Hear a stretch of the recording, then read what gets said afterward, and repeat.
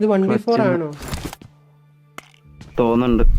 ഇത് ചുമ്മാ കാണുന്നവർക്ക് ചിലപ്പോൾ ഇത് ഞങ്ങൾക്കും പറ്റുന്നുള്ളൊരു തോന്നലുണ്ടാവും. ബട്ട് ആ പ്രഷർ, എത്രത്തോളം പ്രഷർ അവിടെ ഉണ്ടെന്നുള്ളത്.